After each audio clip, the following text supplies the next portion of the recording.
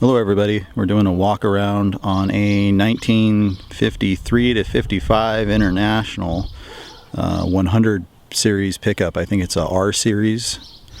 Not sure the exact year. This one's had a VIN replacement tag on it, so it's hard to tell. This belongs to my uncle-in-law. That's my wife's uncle, and I'm going to be building this into a hot rod in exchange for work on my house. It's actually a pretty straight old truck. There's a little bit of rust in the cab corners. You can see somebody dented the fender pretty bad to put a spare tire there. I'm going to try and undo that. But it's a short bed, 115-inch wheelbase. Rear bumper is kind of cool. Clean that up a little and try and keep it. Inside of the bed is a little rough, a little bit of rust. It was full of trees and debris. It kept moisture forever, like a lot of these trucks. There's a close-up of the cab corner rust. Should be pretty easy to fix though. Inside of the truck is all original. Got some bucket seats out of something, I don't know what. Pretty sure those aren't original. But pretty good starting point.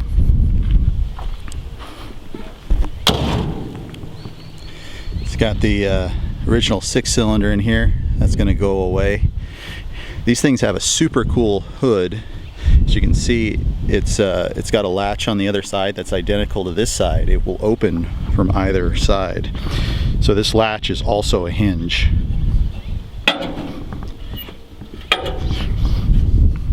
I would show you, but it takes two hands.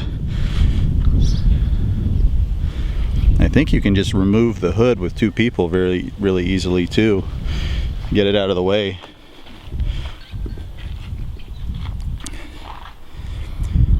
These things are pretty decent looking. They're in proportion, but you don't ever see anybody build them very often. I don't know if it's just because they're uncommon or if it's just because they're not one of the big three brands. You know, it's not a Mopar, a GM, or a Ford. Gonna need a windshield, but those are easy to come by. Everything else is flat glass, so it can just be cut. He put this wire in here to try and keep birds out of it while it was in his backyard. He's owned this truck since 1980. He said he drove it for quite a while and then just got parked. I'm guessing, what is that, 1985? So I must have driven it for about 5 years.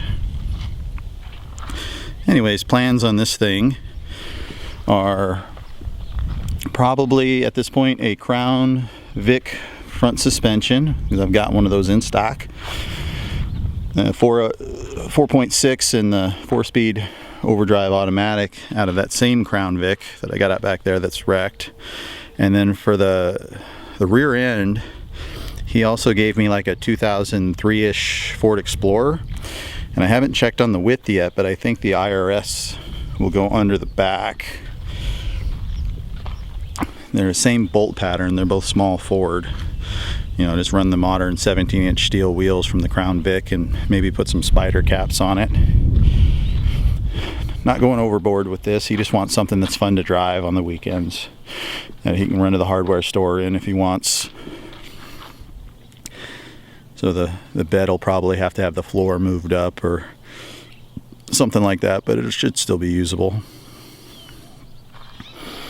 I was thinking about swapping the Crown Vic frame underneath it, but it's like a perimeter frame, and it would have to hang below those running boards, and that makes the frame look pretty ugly. You can see it underneath them. So probably keep the stock frame and just swap the front suspension onto that frame.